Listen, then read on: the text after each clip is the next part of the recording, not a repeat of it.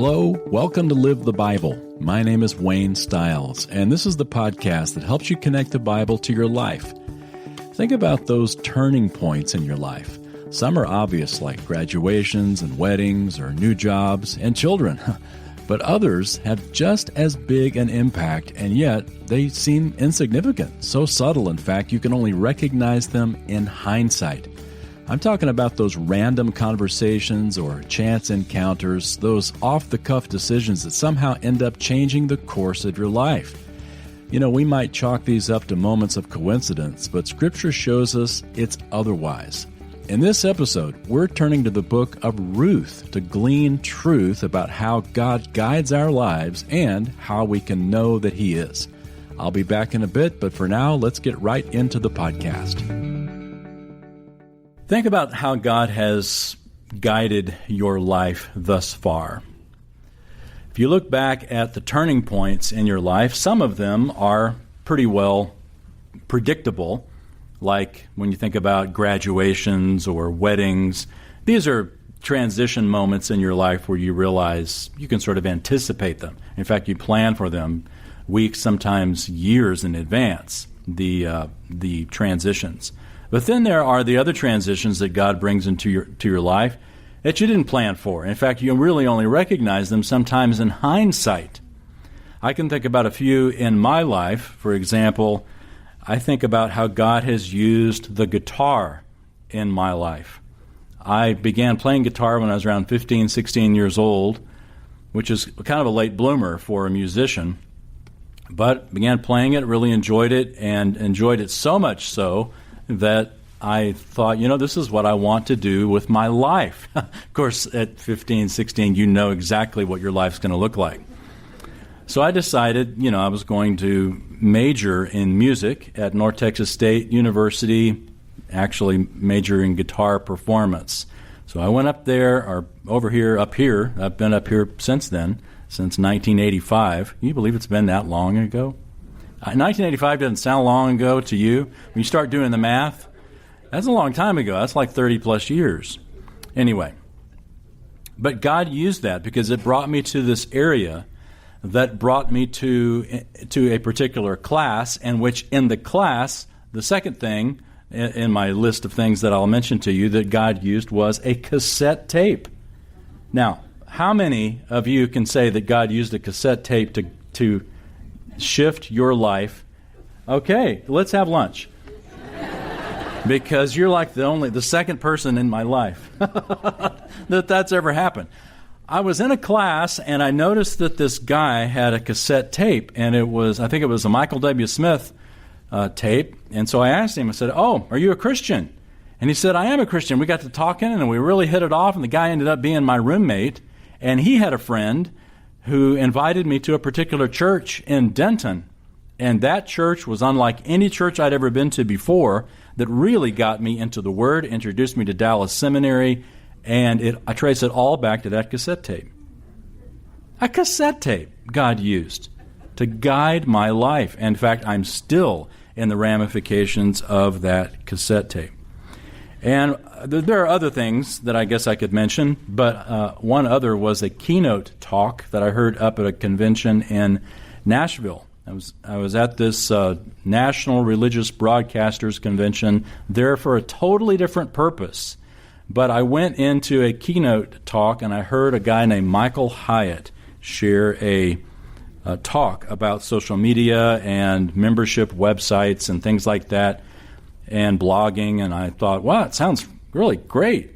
And so I started blogging, and that was like 11 years ago. And God knew that I would need that at about 5 years ago. And by that time, I had developed quite a following on social media and blogging to where when I needed it, I had another career right in my pocket, ready to go. God knew that all along.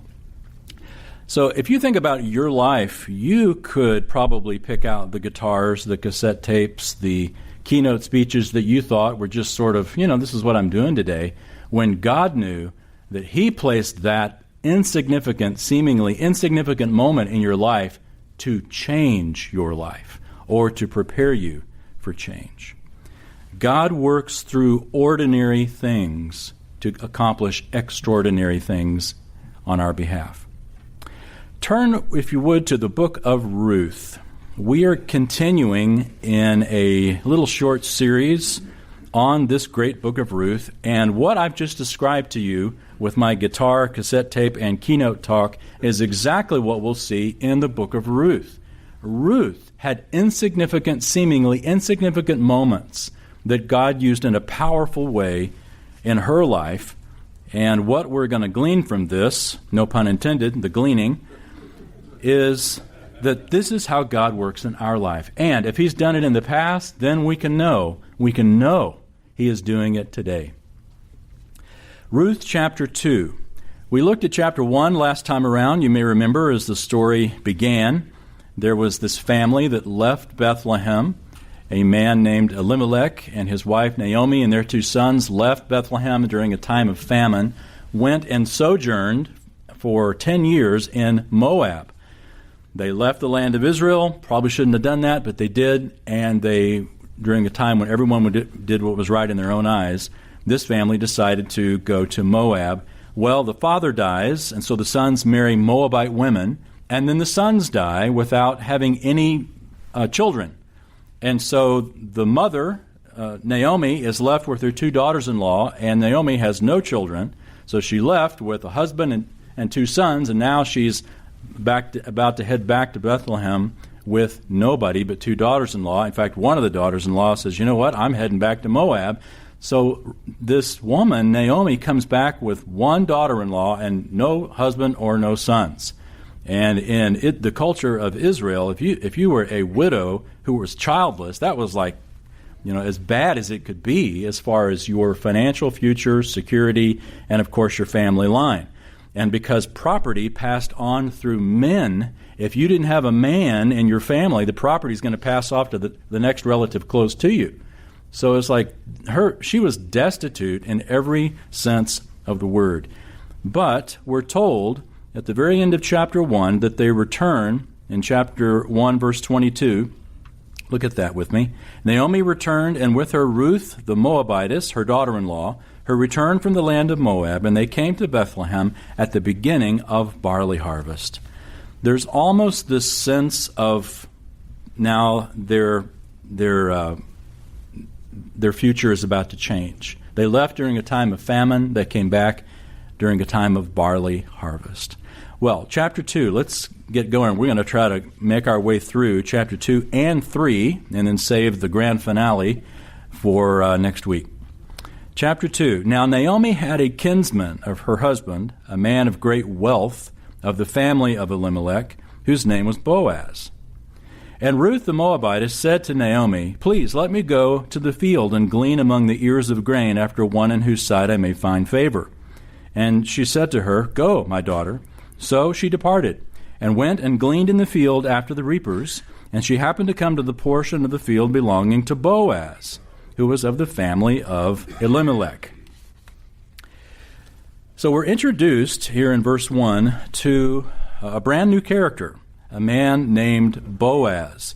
And verse 1 is just sort of a parenthetical, add-on. It doesn't say, by the way, Naomi had this kinsman, a man of great wealth, this great guy, family of Elimelech, whose name was Boaz.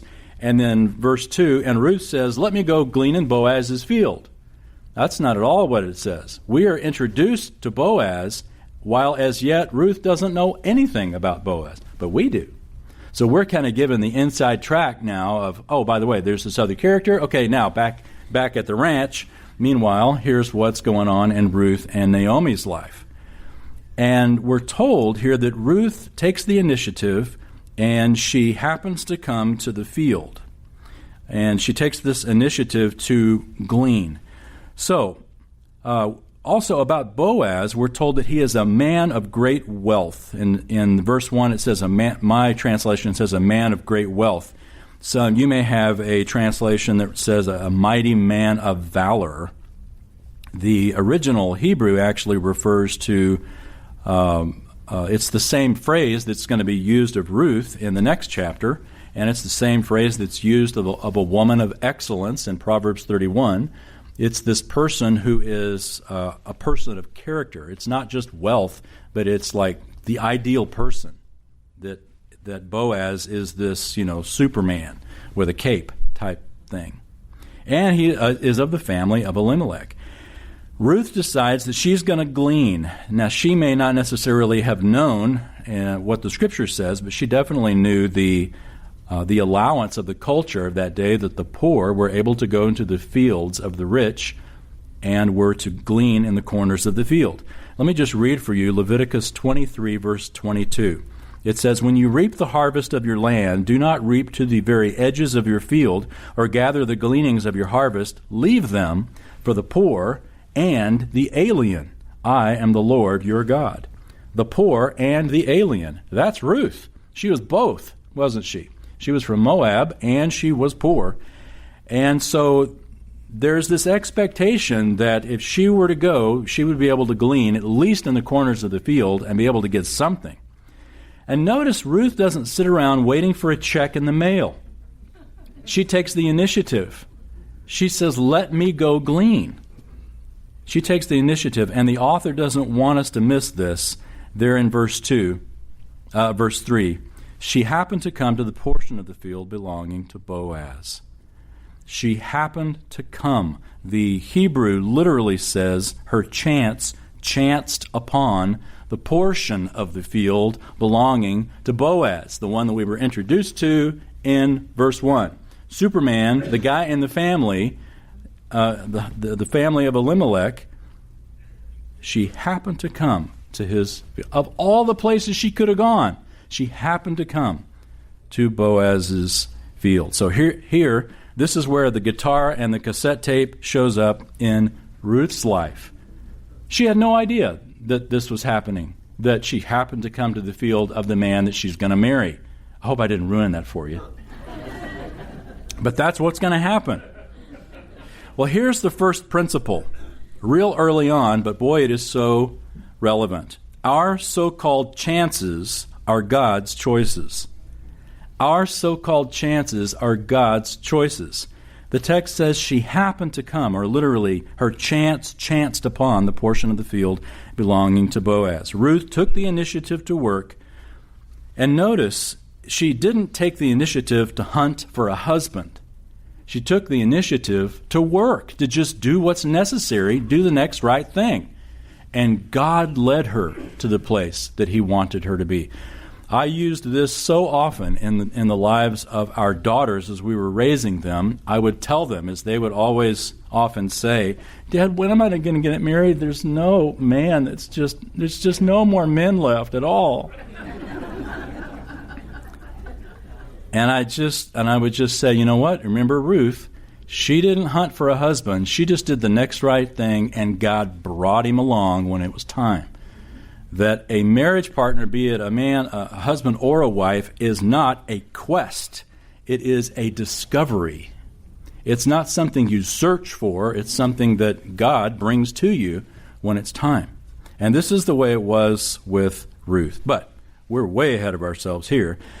But verse 3, she happened to come to the field belonging to Boaz. So the father uses these normal, everyday details in his grand plan.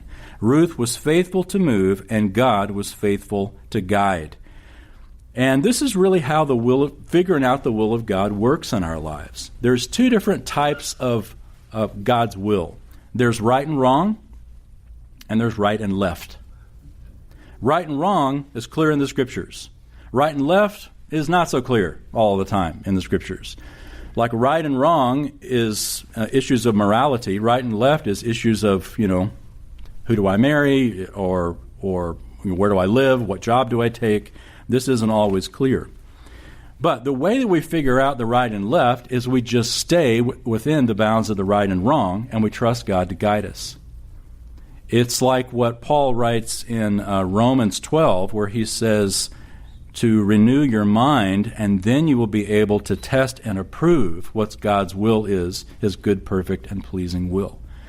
There is this aspect of doing the part of the will of God that you know, and trusting Him to reveal the part that you do not know. This is exactly what Ruth did. If you think about it, it is really tough to steer a parked car. It's a lot easier for God to direct somebody who is moving. So if you're waiting on something great to happen in your life, that God has just not brought it along yet, make sure you're still busy doing what you know you should do. And let Him direct you. Let Him redirect you. Let Him slam doors. Let Him open doors. But don't just sit there. God can't steer a parked car. And this is not what was happening in Ruth's life. She took the initiative to work, and God guided her to where He wanted her to be. The Proverbs tell us that when we plan our ways, God directs our steps. It's not an either-or. And this is just an amazing part of God's sovereignty. We plan our ways, God directs our steps. So which is it? It's both. It's both. We plan our ways, and God works through that to also direct our steps. And if you look back at your own life, you can see often the things that we mistake as coincidences were actually God's providence stepping in and guiding us. But we want to let God be God. We don't want to try to force it, take shortcuts. Ruth takes the initiative to work, and God directs her. So, verse 4. Now behold, Boaz came from Bethlehem and said to the reapers, May the Lord be with you. And they said to him, May the Lord bless you. Now, pause real quick.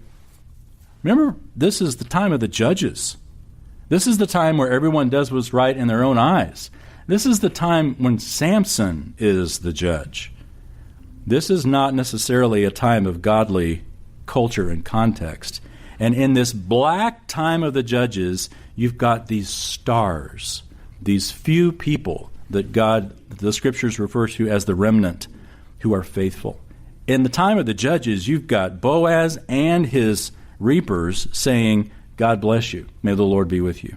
So, this is a great man.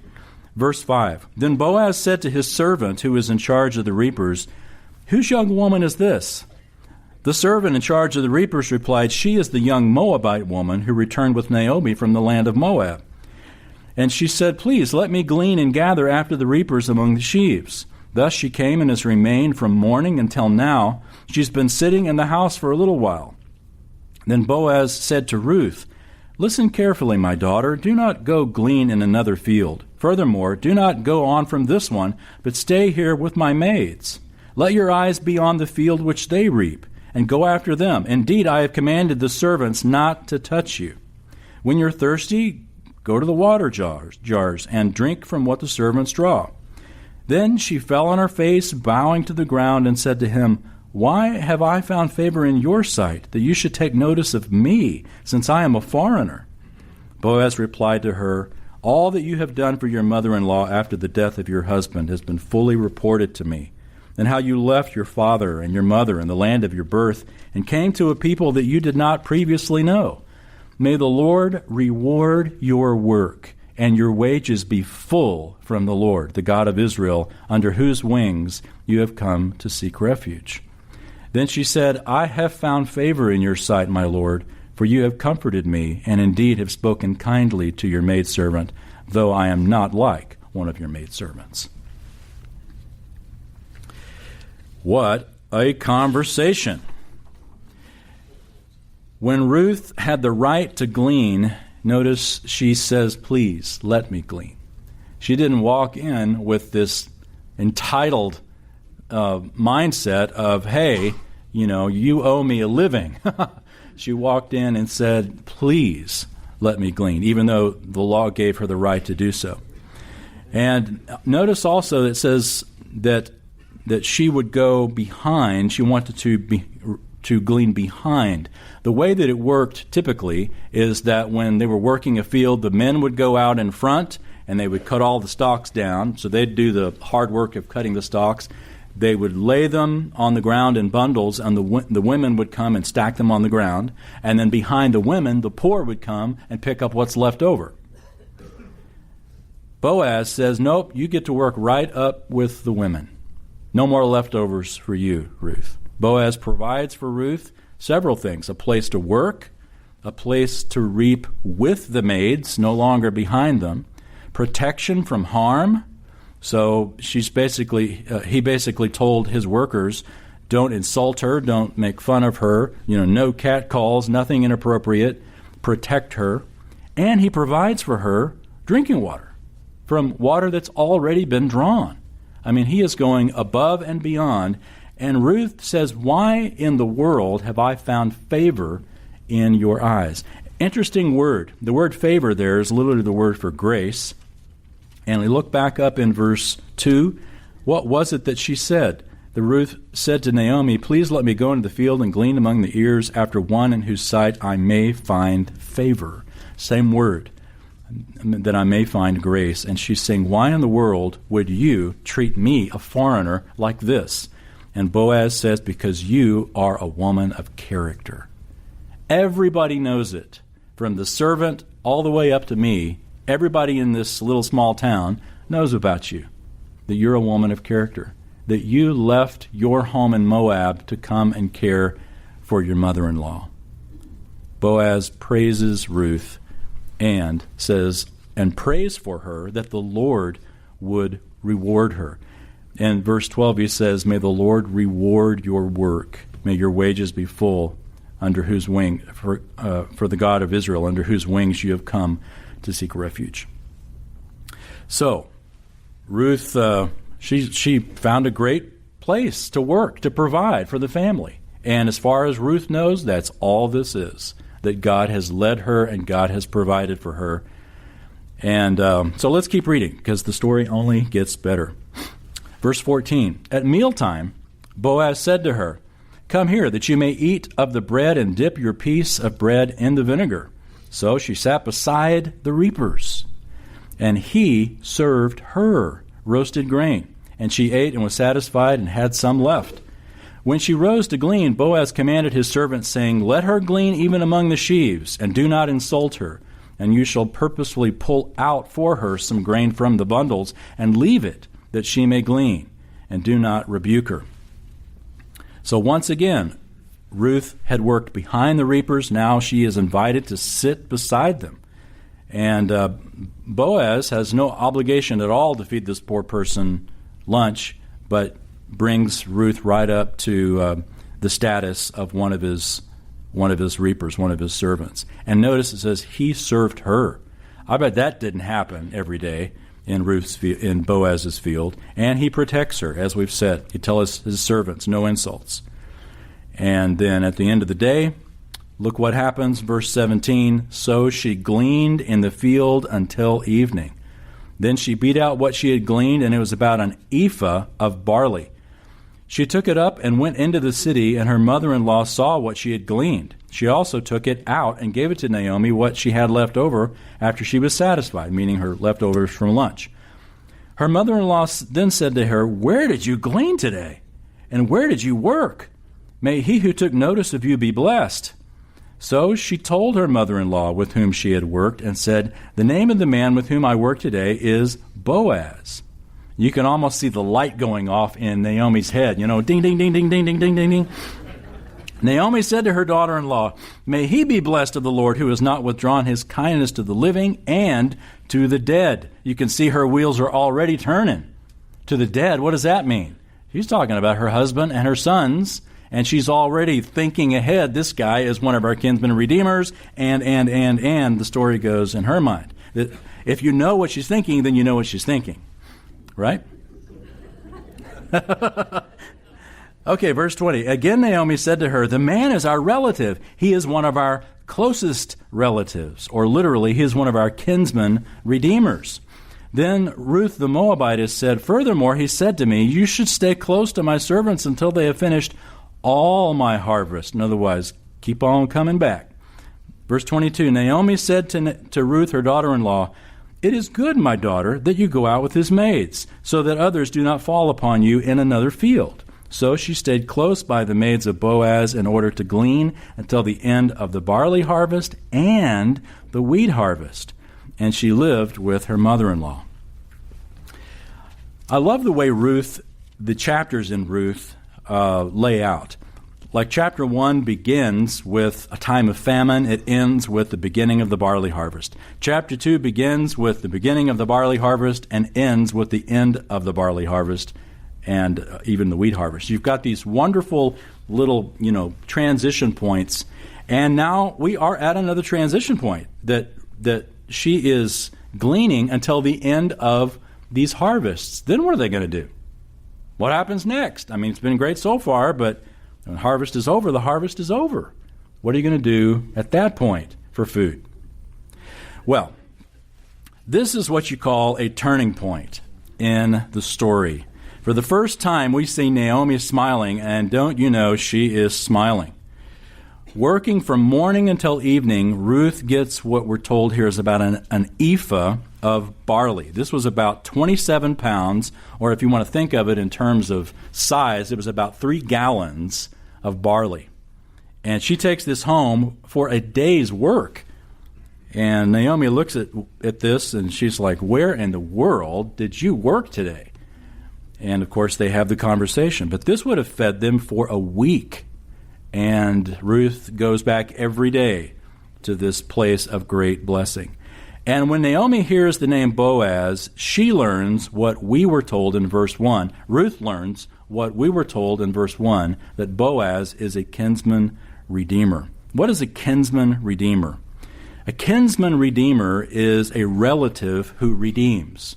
A kinsman who redeems. A kinsman redeemer. And what they would do in the Old Testament, there was this law that was required, a number of things also outside the law, more of a cultural thing. But a kinsman redeemer had the responsibility to protect needy family members. He would also provide an heir by marrying any widow that had not yet had kids. And you would also redeem their land so that the land would stay in the family. And there were a couple of other stipulations that aren't really relevant to the story of Ruth that the kinsman redeemer could do. So, if Naomi knew about this redeemer, clause, why is she just now bringing this up? Because it was not an obligation, or it wasn't necessarily something that was forced. You were sort of expected to do it, but if you didn't do it, you were just kind of a jerk. And in the Old Testament, it's kind of interesting. It talks about if you're not going to do it, then the lady could take the sandal off and spit in your face. And there's a few other things that could happen. It's like it's really bad if you choose to not do this, but you didn't have to do it. You had the choice to walk away from it. And so Naomi knew this. Here they are walking back in. I mean, who in the world is going to redeem for us? We're just poor widows. So there wasn't much expectation. But when they see Boaz, a kinsman redeemer, beginning to do all this for Ruth, Naomi is thinking, this guy might just do it. He might be the kinsman redeemer who is going to provide for us. And so they get excited, or at least Naomi's wheels are really turning. The barley harvest was from April to May, and the wheat harvest was from May to June. So you had about 3 months of time that Ruth was going to Boaz's field every day, except Sabbath. Every day they would work, and Ruth and Boaz continued to have the interaction, which isn't recorded here, but was happening. But all this time, we're told at the end of chapter 2, that she lived with her mother-in-law. So Boaz, this great Superman, has made no move. He knows that he's a kinsman redeemer. Naomi knows he's a kinsman redeemer. Ruth knows he's a kinsman redeemer, but he ain't doing no kinsman redeeming. He's just doing the boss thing, the very gracious boss thing. But why isn't he doing anything? We'll have to see. Look at chapter 3. Then Naomi, her mother-in-law, said to her, "My daughter, shall I not seek security for you, that it may be well with you? Now, is not Boaz our kinsman, with whose maids you were? Behold, he winnows barley at the threshing floor tonight. Wash yourself, therefore, and anoint yourself, and put on your best clothes, and go down to the threshing floor, but do not make yourself known to the man until he has finished eating and drinking. Then it shall be when he lies down that you shall notice the place where he lies, and you shall go and uncover his feet and lie down. Then he will tell you what you shall do. She said to her, "All that you say, I will do." So it's the end of barley harvest and wheat harvest. And what they would do is they would go to the threshing floor and they would thresh it all out, and basically all the grain that would fall, they'd pile it up in a big pile, and it was like money laying there. And so the owner would typically spend the night there to guard the whole produce from the harvest. So Naomi knows where Boaz is going to be all by himself at a particular time. And Naomi says, "Ruth, I want to. Here's what you're going to do." And I just love it that Naomi is obviously a what would you call it? An experienced married woman. I mean, notice the instructions she gives. Don't say anything till the guy's eaten.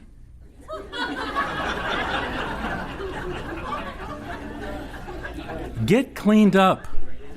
Look really good. I mean, these are her words, not my words. He tells her, or she tells Ruth, wait till the man has eaten. Wait till he's drunk. Not drunk, but has drunk. And he's in a good state, Don't talk to him during the Cowboy game. It might be today's translation. In chapter 2, we saw Ruth taking the initiative to provide for Naomi. In chapter 3, as it begins, we see Naomi taking the initiative to provide for Ruth. In chapter 1, we saw Naomi tell the two daughters-in-law, "Go back to the house of your mother," because it was the mother who usually did the matchmaking, as it were. And here we have Naomi doing exactly that. She says, "Shall I not seek security for you?" But why this nighttime meeting? Why didn't Naomi suggest that Ruth just approach Boaz one day out in the field? "Hey, Boaz, can I talk to you for a minute? How about doing that kinsman-redeemer thing?" Why at night? Because, again, the kinsman-redeemer had the option to refuse. And it would have been pretty embarrassing to do that in front of everybody. So Naomi picks a private time at the most advantageous time. He's going to be happy. He's going to have a pile of money laying there, basically with the grain. Ruth's going to look good. She's going to smell good. He's satisfied. He's eaten. I mean, she is picking the best time to pop the question, literally, and hoping that Boaz will say yes. Well, let's look what happens. Ruth gets all ready. Verse 6. So she went down to the threshing floor and did according to all that her mother-in-law commanded her. When Boaz had eaten and drunk and his heart was merry, he went to lie down at the end of the heap of grain, and she came secretly and uncovered his feet and lay down. It happened in the middle of the night that the man was startled and bent forward, and behold, a woman was lying at his feet. He said, "Who are you?" And she answered, "I am Ruth, your maid. So spread your covering over your maid, for you are a close relative. You are a kinsman redeemer." Then he said, "May you be blessed of the Lord, my daughter. You have shown your last kindness to be better than the first by not going after young men, whether poor or rich." So she quietly approaches. She uncovers his feet and lays there. Now, why uncover his feet? There have been all manner of interpretations on what this means. Some, I can't even tell you what it means, so I won't. But I don't think it means anything other than what it says. She uncovered his feet. Why uncover his feet? We don't know. But if you've ever slept with your feet uncovered, eventually you're gonna wake up. My feet are cold. I think that's all it was. That's my opinion. The text doesn't tell us. There's nothing in culture that tells us, but I think that's what it is. In fact, I was thinking about this just the other night, and I woke up, and I had my arm outside the sheet. My arm was freezing. It woke me up. So I got it under the covers, and I felt great. Well, I think that's probably what's going on here. But the guy wasn't waking up. Notice it says that something startled him. How many of you are ever startled by cold feet? Probably not. So I don't know, maybe Ruth takes and throws a tin can across the threshing floor or something, but something startles him, thank goodness. And he wakes up, and it says a woman is there. It doesn't say Ruth is there. He doesn't know who it is. A woman. Asks, who are you? Well, he can tell it's a woman. And then when Ruth says, it's Ruth, your maidservant, and she doesn't waste any time, she says, spread the corner of your garment over me. Spread your covering over your maid, because you are a kinsman redeemer. Interesting, she uses Boaz's own prayer, I wouldn't say against him, but with him. Because when she says, spread the covering over your maid, it's the same thing that Boaz had prayed for her earlier in chapter 2 when he said, may the Lord bless you, verse 12, may your blessing be full from the Lord, the God of Israel, under whose wings you have come to seek refuge. The word there for wings is wings, obviously, like a chicken would cover, her chicks and protect. This is the idea of what God would do to protect. Jesus even used that picture when he talked about Jerusalem, how often I've wished to cover you like a hen covers her chicks. And now Ruth is using those same words and saying, spread the corner of your garment or wing. It's the same word. Spread your wing over me, buddy. Put your prayer where your mouth is, sort of, as it was. And notice Boaz's response. He doesn't say, I'm really not interested in doing that. He could have. But instead in verse 10 he says, may you be blessed of the Lord. You've shown your last kindness to be better than the first by not going after the young men. What does that mean? Why is that a kindness? It's not a kindness to... What's that? Well, he's older. He's older. Yeah, but he's not old. What's old? I mean, after a while. After all, this is the marathon class, Ain't nobody old. We're just more mature young people. But it does mean that he is older. He continually refers to her as my daughter, the idea that she's probably younger, no doubt younger. But the kindness that he is referring to at more than the first kindness was when she came back with Naomi. Now, she came back with Naomi and could have married, potentially, the implication is, she could have married someone younger, rich or poor. But she didn't. She chose Boaz because Boaz, even though he's a little older, he's a kinsman redeemer. And this would take care of Naomi and Naomi's family. So Ruth wasn't just looking out for Ruth. Ruth was looking out for Naomi. This is why Boaz says this kindness is even better than the first. You know what I praised you for earlier, taking care of Naomi? Now, you could have married anybody, but you chose me. And so he praises her because of that. This is the first time in the story of Ruth that Ruth has asked anything for herself. And even in this, she's not just asking for herself, she's asking on behalf of Naomi. Well, here's our second principle that we can glean. I like just to use that as much as we can here in this story. We glean from the text. Every good opportunity is not a call from God. How do we get that from the text? Because the implication is she could have married someone else. But this was not God's will. It was God's will that she marry Boaz. Every good opportunity is not a call from God. Boaz says there in verse 10, Ruth evidently had other opportunities, but they were not redeemers. And so Ruth goes along with Naomi's plan for Ruth to approach Boaz. Just because we can do something doesn't mean we should do something. We're going to have a lot of opportunities that seem to be good and that are within God's moral will, but may not be God's best for us. Think about Jesus. Jesus applied this often. Jesus didn't heal everybody he came in contact with. He could have. Jesus could have snapped his fingers and healed everybody in Israel or on the whole planet in one moment, but he didn't.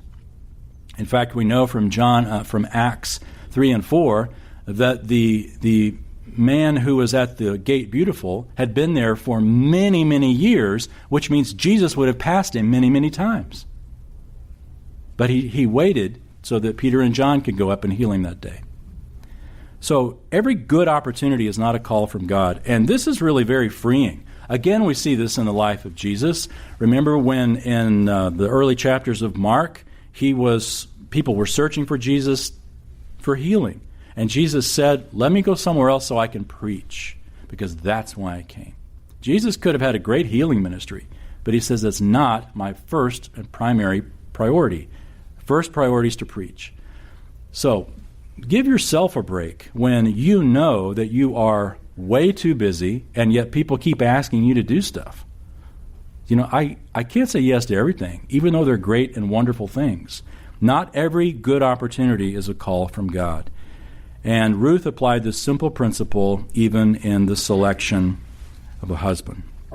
Ruth waits for God's best, but now a wrinkle gets tossed into this wonderful story, and we finally discover why Boaz hasn't proposed up to this point. What has been his problem? Well, now we're about to see. Look at verse 11. He says, now, my daughter, do not fear. I will do whatever you ask, for all my people in the city know that you are a woman of excellence. Now, it is true that I am a close relative. However, there is a relative closer than I. Remain this night, and when morning comes, if he will redeem you, good, let him redeem you. But if he does not wish to redeem you, then I will redeem you, as the Lord lives. Lie down until morning. So she lay at his feet until morning, and rose before one could recognize another. And he said, let it not be known that the woman came to the threshing floor. Again he said, give me the cloak that is on you, and hold it. So she held it. And he measured 6 measures of barley, and laid it on her. Then she went into the city.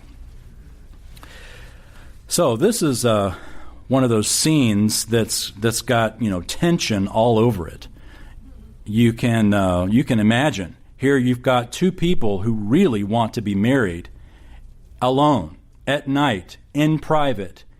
And he says, go ahead and stay the night. But notice the text says that she lay at his feet the whole time, at his feet. You think they slept much that night? I don't know. If I was Boaz, I'd have been lying wide awake, counting the stars. Ruth probably the same.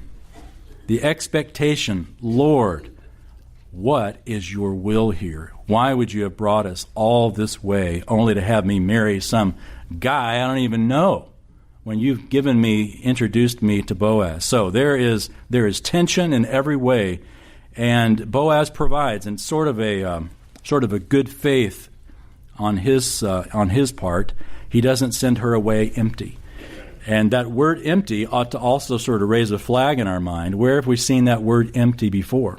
When Naomi comes back into Bethlehem, you remember she says, I went out full, but the Lord has brought me back empty. Boaz says, I don't want you going back to your mother-in-law empty. There's this sense in which God has already begun to fill that empty tank that Naomi perceives is her life. She lays at his feet. She is known as a woman of excellence. That is the same phrase that is used of Boaz in the earlier chapter. That he is a man of great wealth. Here it's translated a woman of excellence. I think we said last time that the book of Ruth comes after the book of Proverbs in the Hebrew Bible. So Proverbs 31, is all about the woman of excellence. And then immediately after that, you have the story of Ruth, the illustration of a woman of excellence, same Hebrew word. And then right after that, you know what book? This is like double jeopardy. You know what book comes right after Ruth in the Hebrew Bible? Song of Solomon. Again, this is not a mistake. This is the way that the Jews, the Hebrews, arranged their Bible, and it had a very logical flow. So what comes after it for us? 1 Samuel. It's like we probably ought to rethink this. The Hebrews had a great idea. So let's look at the end, because it gets really good. As if it's not been great up to this point. Verse 16. When she came to her mother-in-law, she said, how did it go, my daughter? Don't you know she asked that? And she told her all that the man had done for her. She said, these 6 measures of barley he gave to me, for he said, do not go back to your mother-in-law empty-handed. Then she said, wait, my daughter, until you know how the matter turns out, for the man will not rest until he has settled it today. Of course he's not going to rest. Literally, I love this. When Ruth comes home, she asks, how did it go? Literally, the original Hebrew reads, who are you? It's almost like, Mrs. Boaz? Who are you? What's your status? And Ruth lets her know about this nearer kinsman redeemer. So now they understand why Boaz has been waiting. And speaking of waiting, she says, wait, my daughter, until you know how the matter will turn out. Boaz has been waiting all the harvest. He has been waiting and not pushing and not even bringing it up, waiting on God. He knew he was a kinsman redeemer. He clearly was willing. In fact, this may be why he's been so generous to Ruth's family, or to Ruth and Naomi up to this point. He's like, I can't do more than just be generous and stay inside of propriety. I can't even bring it up because there is a Redeemer who is closer. But now that you bring it up, I'm going to tell you, we can make this legal, we can make this right, but I've got to first go talk to this other kinsman redeemer. So, speaking of waiting, we'll have to wait till next week to look at that. You're welcome to read ahead if you'd like. Chapter 4, it's right there in the Bible. But it must have been a difficult thing to do, waiting. Boaz has been waiting for months. Ruth only has to wait for a day to figure out how this is going to turn out. But don't you know, they are in prayer. Oh, Lord, please let it go the way we want it to go. Well, the principles we've looked at, let me just summarize those again. Our so-called chances are God's choices, and every good opportunity is not a call from God. What we learn from the book of Ruth, we also see in our lives. God guides us through the ordinary events of life into His will, and He urges us to wait for His best. This is the very words that Naomi uses for Ruth here in verse 18. Wait, my daughter, until you know how the matter turns out. We're called to do that. And I think personally that waiting on God is the most difficult discipline that we have to develop in our lives. It's tough waiting on God. Have you ever tried to do that? It's tough. The only thing harder than waiting on God is wishing you had. So it's always a good idea to do it. Well, let's pray. Father, what a joy it is to continue to walk through this delightful story that is more than just words on a page. It actually happened, where your providence guided and stepped into the lives of Ruth and Naomi, these destitute widows who cast themselves upon you, and you did not fail them. You guided them through the everyday would-be coincidences to bring them into your will in your timing. Father, we know also that this is not merely here to lead up to the wonderful chapter 4 that gives us the insight of why this is in the Bible, but you've also given it to us as a lesson for our lives, that we would be so wise to wait on you, to wait until your timing, to not simply take the first good opportunity that's there, but rather to wait on your best, to realize that not every opportunity is a call from God. Remind us also, Father, that our so-called chances are your choices, that the insignificant events of this day may be the very things that you use in significant ways in our lives. So we continue to trust you. We continue to wait on you for those Boazes, not necessarily people, but those means of provision that you intend to bring, those solutions to our struggles. And we know that you will, because we have this in the Scripture and in various other places in the text. We know that you are a sovereign God who works all things according to your will in our lives. So we wait for you and we trust you. In Jesus' name, amen. Thank you for joining me for this episode of Live the Bible. Is there anything harder than waiting on God? Well, there is. It's wishing that you had waited on Him. I am so grateful that God's given us in the book of Ruth an example of how He has the long view in mind and how He works in our lives through these seemingly insignificant moments to guide us to His best and His time. As you wait for God, remember those truths that we gleaned from Ruth's story today. Our chances are God's choices, and every good opportunity is not a call from God. Trust the Lord to guide you through the ordinary events of your life into His will, and wait for His best. Well, next week we're going to wrap up our short series on the book of Ruth by unwrapping one of God's greatest gifts to you.